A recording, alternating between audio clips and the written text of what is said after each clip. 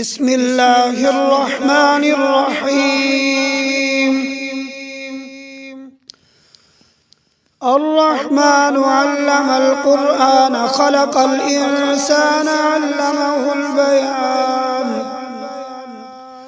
الشمس والقمر بحسبان والنجم والشجر يسجدان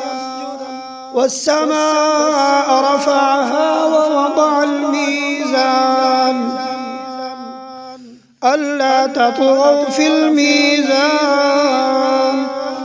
وأقيموا الوزن بالقسط ولا تخسروا الميزان والأرض وضعها للأنام فيها فاكهة والنخل ذات الأكمام والحب ذو العصف والريحان فبأي آلاء ربكما تكذبان خلق الإنسان من صلصال كالفخار وخلق الجان من مارج من نار فبأي آلاء ربكما تكذبان رب المشرقين ورب المغربين فبأي آلاء ربكما تكذبان مرج البحرين يلتقيان بينهما برزخ لا يبغيان فبأي آلاء ربكما تكذبان يخرج منهما اللؤلؤ والمرجان فبأي آلاء ربكما تكذبان وله الجوار المنشآت في البحر كالأعلام فبأي آلاء ربكما تكذبان كل من عليها فان ويبقى وجه ربك ذو الجلال والإكرام فبأي آلاء ربكما تكذبان يسأله من في السماوات والأرض كل يوم هو في شأن فبأي آلاء ربكما تكذبان سنفرغ لكم أيها الثقلان فبأي آلاء ربكما تكذبان يا معشر الجن والإنس إن استطعتم أن تنفذوا من أقطار السماوات والأرض فانفذوا لا تنفذون إلا بسلطان فبأي آلاء ربكما تكذبان يرسل عليكما شواظ من نار ونحاس فلا تنتصران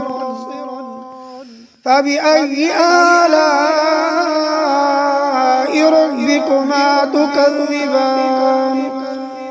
فإذا انشقت السماء فكانت وردة كالدهان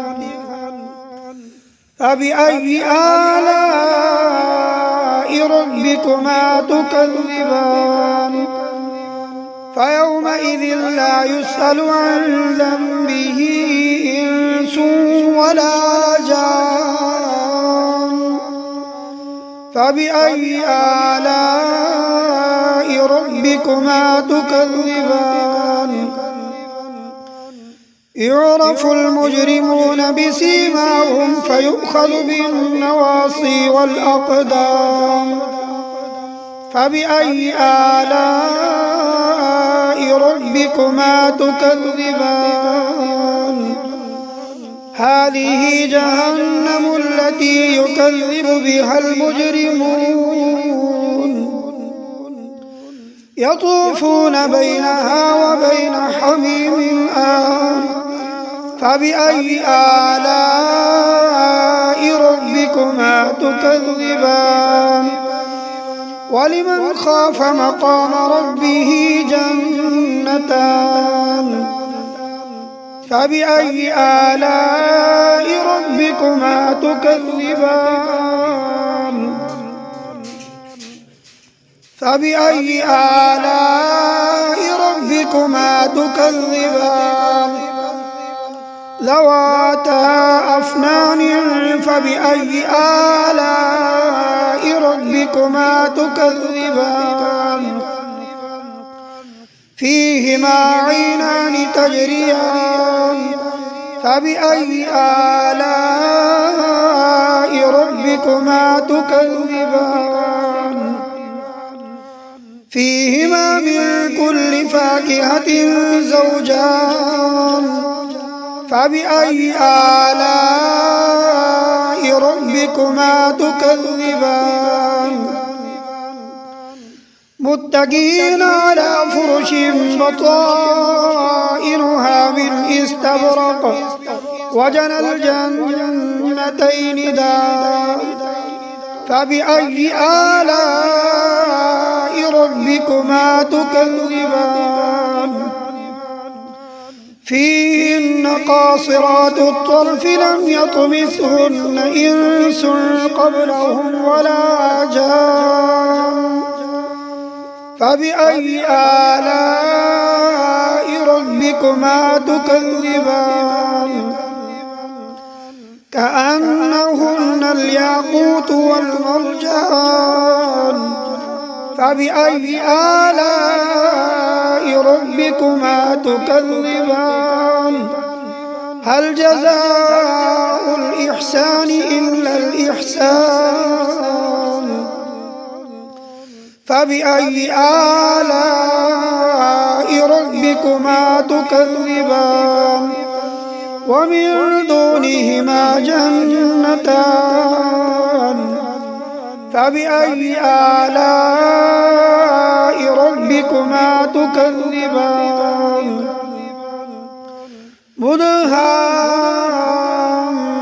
مدهامتان فبأي آلاء ربكما تكذبان فيهما عينان نضاختان فبأي آلاء ربكما تكذبان فيهما فاكهة ونخل ورمان فبأي آلاء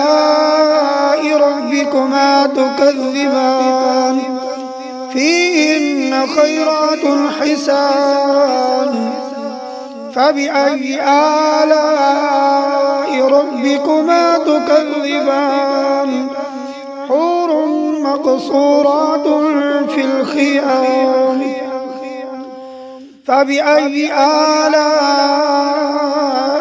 ربكما تكذبان لم يطمثهن إنس